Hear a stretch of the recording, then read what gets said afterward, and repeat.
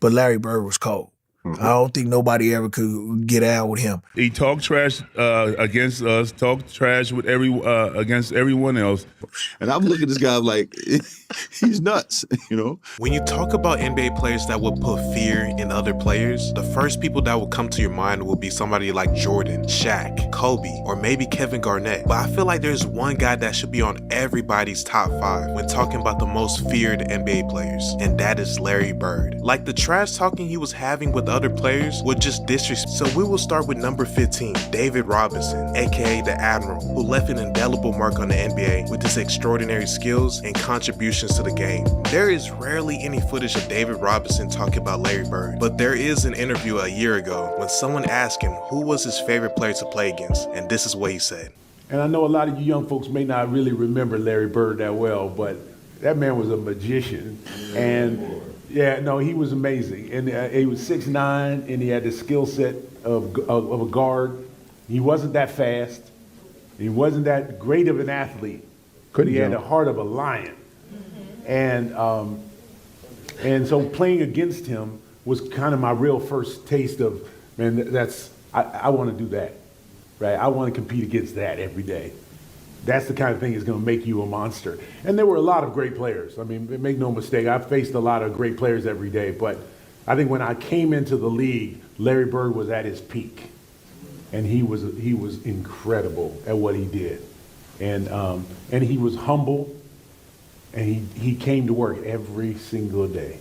And I admired that. And so I think he was my favorite to play against, particularly early in my career. Number 14, we got Gary Payton, one of the most well-known trash talkers in NBA history, who had intimidated many players in his career. But it is shocking how highly he speaks of Bird after all the battles that he went through against Jordan. He will still pick Larry Bird when it comes to getting into your head. This man was a trash-talking connoisseur, but the way Larry Bird was talking trash was something he never experienced. And Larry Bird would shoot it anywhere. If you think about how many times he won a championship and what he was doing and what he was averaging, people don't understand. They was like, oh, he was slow. He wasn't, nah, he was just smart. You know what I'm saying? He was smart and he can get it. He can get it done.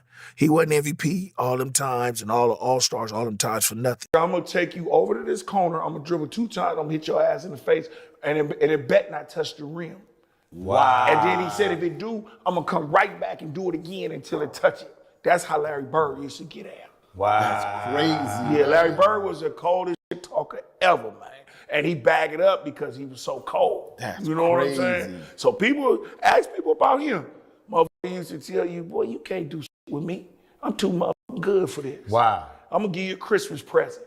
This jumper in your face. He used to always say this, man. Next, we got Dominique Wilkins, the human highlight film. He was a dominant force on the court, captivating audiences with his electrifying dunks and scoring prowess. He had a versatile offensive game, capable of scoring from various positions on the floor. In the 1980s, Wilkins and Larry Bird had a fierce rivalry. They had one of the most memorable playoff battles in NBA history. Dominique Wilkins shared his experience of what it was like going against Larry Bird as a rookie, and this was hilarious. First time Bird ever talked trash to me. It was my rookie season, my first game I ever played against him. And so I go shake his hand, and he put both hands behind his back. And I'm saying, okay, he getting his head ready to play. And first play of the game, he says, I don't know where they got you guarding me, Holmes. And he shoots a 3. Now, I wasn't upset he made the 3. I said, but this son of a gun just called me Holmes. Look. I was pissed. I said, I wasn't mad he hit the 3, but this some bitch just called me Holmes, And so it set up for a really interesting game. Because I remember one time I came down and I dunked it on him. He laying on the ground. He fouled me, and I'm pointing. And he said, hey, Rook. I said, what? He said, what? He said, I like you. You got, he said, you got balls, but I'm still going to get 30 on your ass. He got about 38, but I had to pay my dues. I wasn't upset about that because, back then, as a rookie, you got to pay your dues. Simple as that. He backed up whatever he said.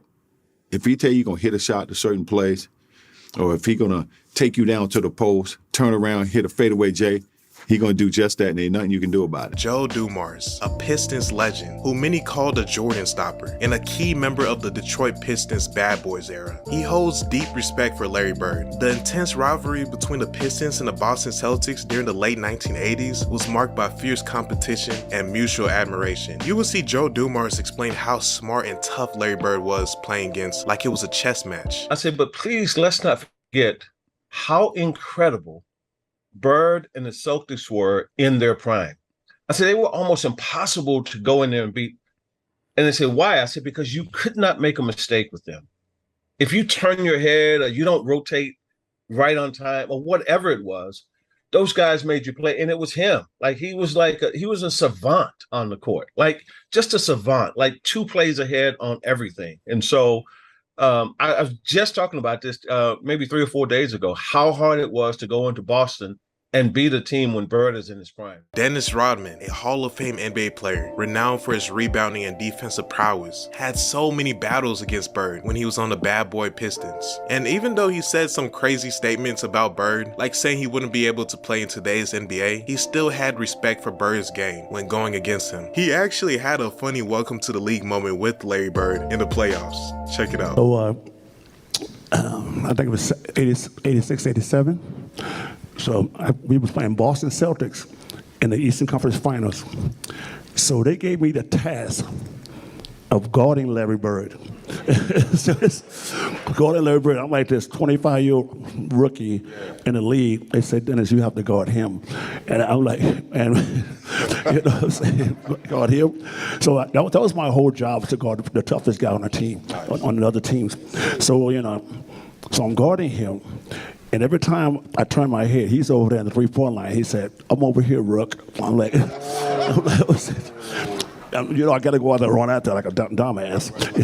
Let's go out there, try to contest him. If he hit the 3, I'm like, okay, da-da-da-da. Next, we got 2 legends, Karl Malone and Isaiah Thomas, who played against Larry Bird for almost all of their career and had intense playoff matchups. They shared their stories of how Bird used to talk trash during clutch moments. I remember sitting on the bench watching Kevin McHale and Larry Bird. And Larry Bird did something. To me, I'm still marveled at this. And he got so many people. It was a timeout. And one of our teammates, Bart Kofold, had a camera. Right. He's taking pictures. So Larry Bird came over there and looked at our bench. And he said, 3-pointer from right over here. So I'm sitting over there looking like that Babe Ruth calling your shot already, right? Yeah. So Isaiah, I'm sitting there looking. He looked down at the floor. Hell, everybody looked down at the floor. He like he threw something. And he hit a 3. Oh, can you believe that? And I remember Kevin kind of looking over at the bench like this gonna be a long night. We walk out on the court and he said, who guarded me? Larry used to always call me Cheesy, right? He's like, Cheesy, who guarded me? And I was like, you know, I got Kelly, I got Lamb, I got Benson. He's like, you ain't got no brothers? He's like you. He's like you. Disrespecting me. That's what he said. Straight up. That's exactly what he said. He said, hey, man, you can't put no white dude on me. Hey, that is straight disrespect, right? He said, don't put no white dude on me. So check this out. So the next year we come back, I said, I got somebody for your ass, right? Yeah. He said, who you got? I said, Rodman. He said, okay, he's a little better. He said, but don't ever put no white dude on me because that is disrespectful. I was like, okay. Patrick Ewing, a New York Knicks legend and one of the best centers of all time, is close friends with Larry Bird and has voiced admiration for Bird's skills, basketball knowledge, and leadership on multiple occasions. And he told people that Larry Bird's trash talking was the real deal. He talked trash against us, talked trash with against everyone else. But you know, the difference is he could back it up. He could back it up. You know, I remember, you know, like I was saying, growing up in Boston, people all used to always talking about that he can't jump, he can't do this, he can't do that. And, you know, a lot of my friends was like that, you know.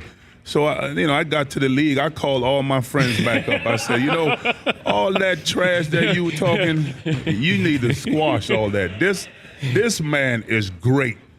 He can, whatever you were saying for a man who can't jump, he's demolishing everybody. Here are three legends, Dr. J, Kevin McHale, and Bill Walton, explaining Bird's impact on the game and his mindset when playing. Pay attention to McHale's story especially, because it shows what Bird will do when the game is on the line and he's not having the best night. This guy, I think he was born to play basketball. Seeing him come in and making the adjustment early, taking a team that had won 20 games the year before, and, the next year, they're 40 plus, and the next year they're 60 plus.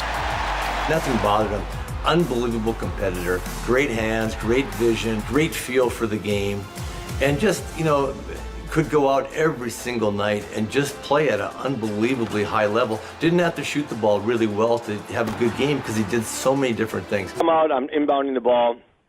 Larry, we're walking. We drop a play. We're walking out there. Larry says, "I'm going to shoot a three. I'm going to win it right here." And I'm like, "Larry, no. I just make it two. We're just going to overtime." I'm thinking, "My God, you haven't made a shot all game long. Don't do that now." So we walk over there, and Larry walks by the bench, and he tells the Phoenix bench, he said, "Nah, I'm fixing to jump out here, bust this play, and knock a three down on you and go home." And the bench looks at him and stuff. So Larry busts the play, jumps out, gets the ball on kind of in front of their bench at three-point line, shoots it. As he lets it go, he looks at the bench and said, "Told you so," and starts running to the locker room. Ball rips through. We win by one, and the bench coaches have this. El Bianchi's got this look on his face, like honestly, like he's seen a ghost. He's just sitting there. And I walk by and I go, "Does it all the time." And El Bianchi just shakes his head. But that was classic Larry. A will to win, unbelievable amount of confidence. But the best thing was he had no idea what I was thinking in my mind. Like, am I really going to throw it to him? He hasn't made a shot all the fourth quarter.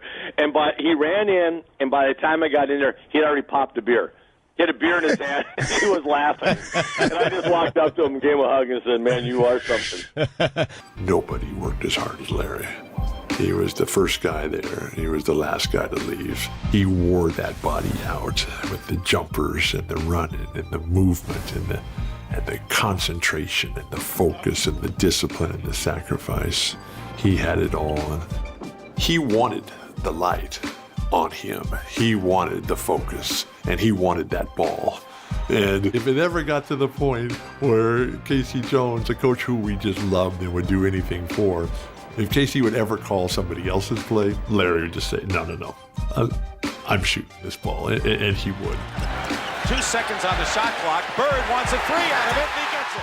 Next, we have two NBA legends who are in my top 5 of all time, Magic Johnson and Kareem Abdul-Jabbar. They both said Larry Bird was the best guy they played against. And listen to how they describe Bird's game. You can tell that it was war when getting ready to play against that man. And you had to be on your A game at all times. The best guy I played against might have been, Larry Bird.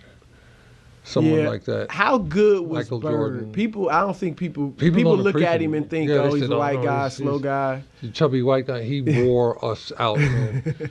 Because this muscle here, the one between his ears, that was his best, because he made the three-pointers and he had assists and rebounded, steals. He was always at the right place at the right time. On the court, one of the great players, I had the opportunity to play against. There's nobody that I ever played against that I love and respected more than Larry Bird. The man, listen, you couldn't give him an inch or he would just shoot it right in your face. He was dominant at both ends of the court. And so Larry Bird made me a better player, and I think I made him a better player. And together, we made the NBA better. And now we have the last two legends on this list, John Stockton and Charles Barkley. They both shared hilarious trash-talking stories when they went against Bird. And you get to see Charles explain what exactly made NBA players fear him in a game. He's the only guy that came into Utah when I was a young player and said, I think I'm going to have 43 tonight. Told our whole team that on the bench, and he came in and had 43 tonight. So don't know. I have to give the nod to Larry at this one. Don't feel bad because I was the tiebreaker on the poll question, and I picked Larry Legend as well. So I'm with the same company. So God, Bird talk trash to everybody. But did he get to a point where he had respect for you? I always tell this story about Larry Bird. I remember him, he was cursing under his breath. And I asked him, I said, Larry, what's going on with you? He says, you guys are being disrespectful to me. And I says, what are you talking about? He says, you guys are putting a white guy on me. That's disrespectful. Wait, who's the white guy you put on him? I can't remember who it was. I just started laughing. I had no comeback. But he says, it's disrespectful when y'all put a white guy on me. And I'm sitting there like, I'm laughing in the middle of a game. Like, Larry beat you with his will and his mind. But he didn't have the athletic ability that Kobe and Michael and LeBron and those guys had. Yeah. Larry willed himself and his team to win.